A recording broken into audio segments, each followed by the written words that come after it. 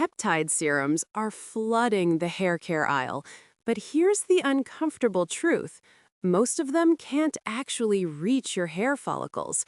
The molecular weight barrier that cosmetic chemists obsess over, brands are pretending it doesn't exist.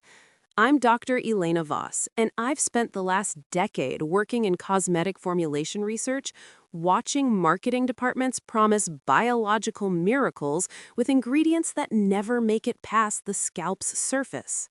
You're listening to Luxury Beauty on a Budget podcast.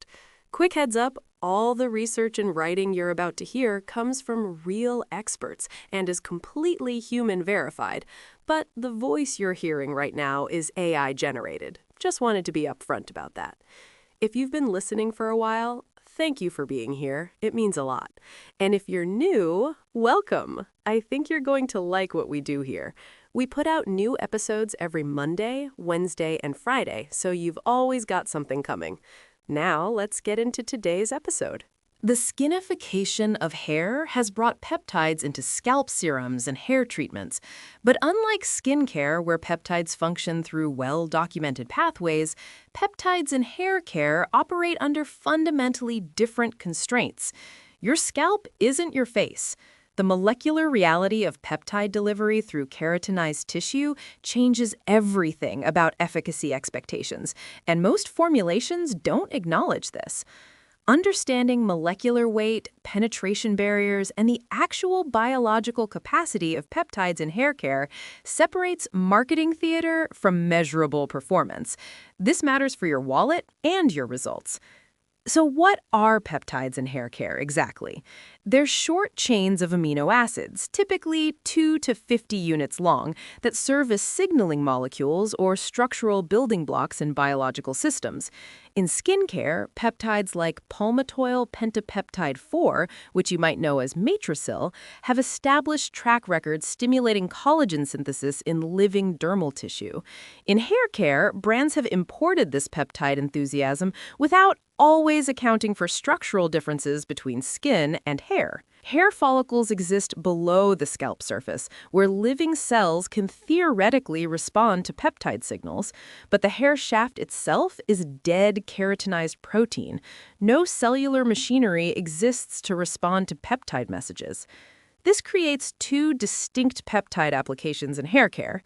Scalp-targeted peptides aim to penetrate the stratum corneum, the same barrier skincare actives face, to reach follicular cells, potentially influencing growth cycles, inflammation, or microcirculation.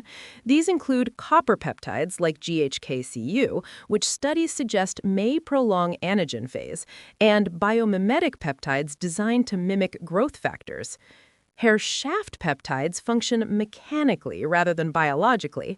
Hydrolyzed proteins, which are essentially peptide fragments, coat damaged cuticles, temporarily filling in lifted scales. This improves tactile smoothness and light reflection. Those are cosmetic benefits, not biological regeneration. The hair cannot absorb and utilize these peptides for repair because it's structurally incapable of cellular metabolism. Here's the critical distinction. Only scalp-delivered peptides have biological potential. Shaft-coating peptides are conditioning agents with inflated nomenclature. Now, let's talk about how peptides in hair care actually work. The mechanism splits along that same dividing line, scalp biology versus shaft mechanics.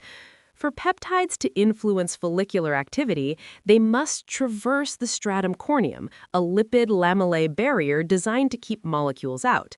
The 500 Dalton wool, popularized in transdermal drug delivery research, suggests molecules above 500 Daltons struggle to passively penetrate intact skin. Most functional peptides exceed this threshold. Copper tripeptide 1, or GHK-Cu, weighs in at around 340 Daltons, which makes it theoretically penetrable. Palmitoyl tetrapeptide 7 is around 802 Daltons, marginal without penetration enhancers. Oligopeptide 2, those EGF-like peptides, range from 1,000 to 6,000 Daltons, unlikely to penetrate without delivery systems. Studies in the International Journal of Cosmetic Science demonstrate that peptide penetration correlates inversely with molecular weight, but formulation vehicles matter enormously. Penetration enhancers like propylene glycol, dimethyl isosorbide, and cyclodextrins can temporarily disrupt lipid organization or form inclusion complexes that ferry peptides deeper. Liposomal encapsulation, where peptides are wrapped in phospholipid vesicles, shows improved delivery in dermatological studies, though haircare brands rarely specify if their peptides are encapsulated or free in solution. The ordinary multi-peptide serum for hair density uses caffeine and EGCG alongside peptides, but doesn't disclose encapsulation, suggesting the peptides float free, relying on formulation pH and penetration enhancers. Check the link below to see the current price. So what happens if peptides actually reach target cells? Assuming successful penetration, peptides interact with follicular cells through receptor binding or direct metabolic participation. Copper peptides, GHK-Cu, chelate copper ions and deliver them to follicle cells, where copper serves as a cofactor for lysyl oxidase, an enzyme critical for collagen and elastin cross-linking. Animal studies show GHK-Cu extends anagen phase, that's active growth, and enlarges follicle size. Human data remains limited, but a 2015 study in the Journal of Cosmetic Dermatology found topical GHK-Cu improved hair density over 12 weeks versus placebo. Biomimetic peptides like oligopeptide-2 and decapeptide-10 are designed to mimic growth factors like IGF-1 or VEGF. These bind to follicular receptors, theoretically stimulating cell proliferation or angiogenesis around the follicle bulb. The clinical evidence here is weaker. Most studies are manufacturer-sponsored and lack peer-reviewed replication. The concentrations used in commercial products, often undisclosed, may fall below clinically effective thresholds established in vitro. Botox-like peptides, such as acetyl hexapeptide 8, inhibit snare complex formation, reducing neurotransmitter release and muscle contraction. In skincare, this theoretically softens expression lines. In hair care, the proposed mechanism is reduced scalp tension, theoretically improving follicle health. This is speculative biology. Scalp tension's role in hair loss remains debated, and whether topical peptides meaningfully reduce it is unproven. When formulas list hydrolyzed wheat protein or keratin peptides, you're dealing with protein fragments that adsorb onto hair cuticles. These work through physical interaction, not signaling pathways. The peptide chain forms temporary ionic and hydrogen bonds with damaged keratin, creating a film that smooths lifted cuticles, improving shine, increases shaft diameter temporarily so you perceive thickness, and reduces friction between strands for easier detangling. This lasts until the next shampoo. It's effective conditioning, but calling it repair overstates what's chemically possible with dead tissue. Think of it as spackle, not regeneration. For readers already layering actives on their face, understanding how to layer bioregenerative serums with acids and antioxidants safely translates directly to scalp application. The same pH and timing principles apply when combining peptides with exfoliating acids or antioxidants in scalp treatments. Moving on to why peptide delivery in hair care matters so much. Efficacy hinges entirely on whether formulations overcome the penetration barrier. A serum listing copper peptide as the third ingredient means nothing if the molecular weight, vehicle, and pH don't facilitate follicular delivery. Most consumers and many formulators ignore this, treating peptides as universally effective active ingredients regardless of context. Let's talk about the budget reality. Premium peptide scalp serums often cost around $45 to $80 per ounce. The Ordinary's multi-peptide, at around $15 for 2 ounces, is the outlier. If the formulation doesn't include penetration enhancers, liposomal encapsulation, or appropriate molecular weight peptides, you're paying for the ingredient list, not the outcome. This is where cosmetic chemistry literacy protects your budget. Compare formulation strategies, not just ingredient names. Formulation A might be copper peptide in a water-based serum with glycerin and panthenol, likely minimal penetration. Formulation B is copper peptide in a propylene glycol vehicle with dimethyl isosorbide, pH 5.5. That's engineered for delivery. Formulation B costs more to produce, but actually stands a chance of working. The ingredient deck tells you which you're buying. Now, performance expectations versus marketing. Clinical evidence for peptide hair care lags behind skin care significantly. Most peptide hair products extrapolate from skin studies without follicle-specific trials. This doesn't mean they're useless. Copper peptides, for instance, have plausible mechanisms and limited positive human data. But expecting minoxidil-level results from peptides misunderstands the evidence base. Realistic expectations include modest improvements in hair density and thickness over 3 to 6 months with copper peptides, temporary cosmetic improvement in shine and manageability with shaft peptides, and possible anti-inflammatory effects at the scalp, as some peptides show this in vitro. Not realistic? Reversal of androgenetic alopecia as monotherapy, immediate visible thickness or growth, or effects comparable to prescription treatments like finasteride and minoxidil. If you're building a comprehensive approach to scalp health, consider how peptides fit alongside other actives in your skinification hair care routine checklist. Peptides work best as supporting players, not lead actors. Let's break down the types and molecular profiles of hair care peptides. Understanding which peptides appear in formulations and their molecular characteristics lets you evaluate products critically. Copper peptides, GHKCU, weigh around 340 daltons. Their function is copper delivery to follicles, collagen synthesis support, and potential DHT modulation. Penetration is favorable because of the weight, especially with low pH formulations. Evidence is moderate. Animal studies are strong, human studies limited. Common concentration is 0.5 to 2% in serums. Budget option? Skin Active's Copper Peptide Serum at around $22 per ounce. Check the link below to see the current price. It's a no-frills formulation with a propylene glycol vehicle comparable to luxury brands at half the price.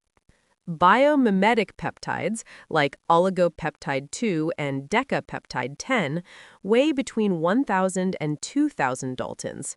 Their function is to mimic growth factor signaling, things like IGF-1 and VEGF. Penetration is marginal without delivery systems. Evidence is weak, mostly in vitro or manufacturer studies. Common concentration is often undisclosed, likely 1 to 3%. Formulation note: without liposomal encapsulation, follicular reach is questionable. Botox-like peptides, acetylhexapeptide 8, weigh around 889 daltons. Their function theoretically reduces scalp tension via muscle relaxation. Penetration requires enhancers. Evidence is essentially absent for scalp applications. Clinical verdict? Speculative mechanism. Wait for data before investing. Hydrolyzed protein peptides, keratin, wheat, silk, range from 200 to 1,000 daltons depending on the fragments. Function is cuticle coating and temporary strengthening. Penetration isn't intended. They work on the surface. Evidence is strong for cosmetic conditioning. Common concentration is 1 to 5%. Budget note: Hask Keratin Protein Smoothing Shampoo at around $6 per 12 ounces performs identically to $40 boutique versions in blind texture tests. Check the link below to see the current price. It's a no-frills formulation with a propylene glycol vehicle comparable to luxury brands at half the price. The Bioregenerative Skincare Ingredient Checklist provides a framework for evaluating active percentages and formulation quality that applies equally to peptide scalp treatments.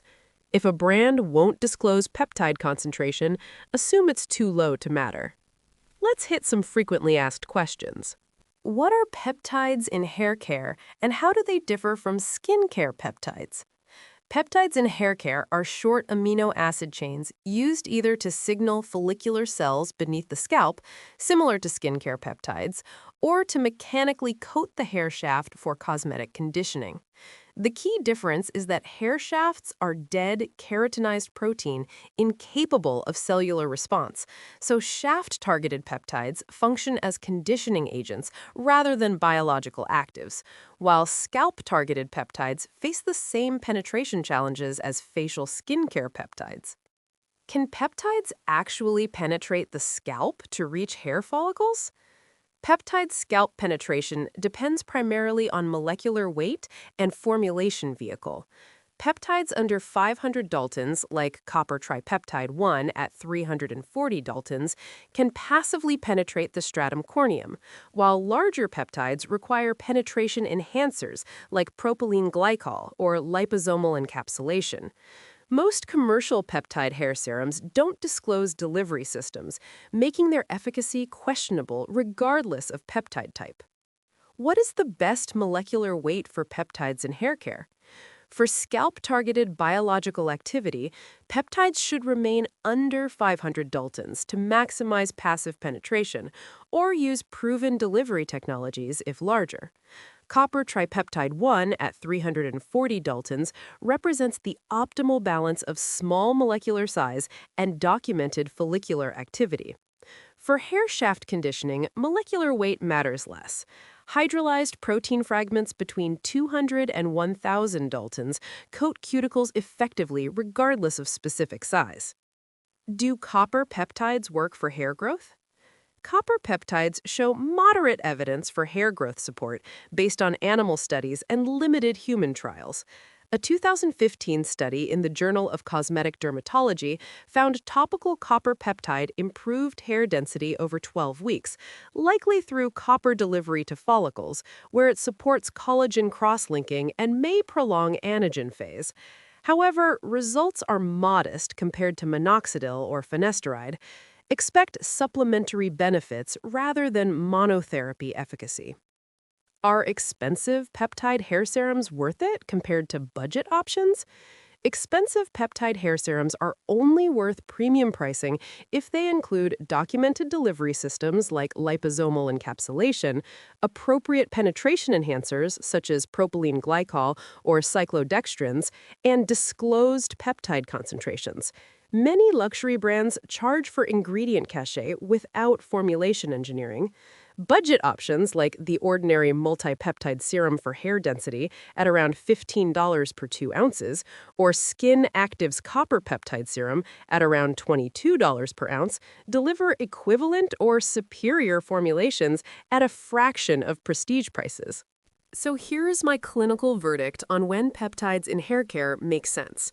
Peptides occupy a middle ground between established pharmacological treatments like minoxidil and finasteride and pure marketing fluff. The science supports cautious optimism for specific peptides, copper peptides especially, but only when formulated for delivery. Your decision framework.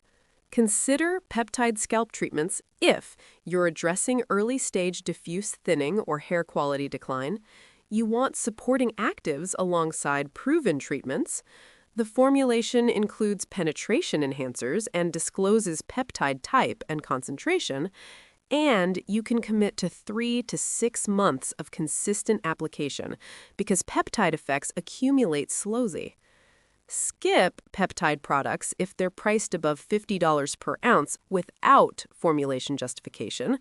Peptides appear after the fifth ingredient because concentration is too low. The brand emphasizes hair shaft repair. Remember, dead tissue can't repair. Or you're expecting pharmaceutical-grade results from cosmetic actives. Budget-conscious readers should prioritize copper peptides in well-formulated vehicles over expensive biomimetic peptides with weak evidence.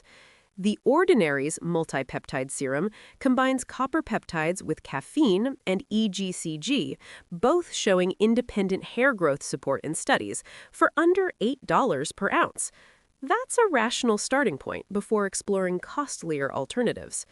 For those treating scalp health as an extension of facial skincare, and you should, the principles governing how to choose active ingredients for your scalp type apply fully.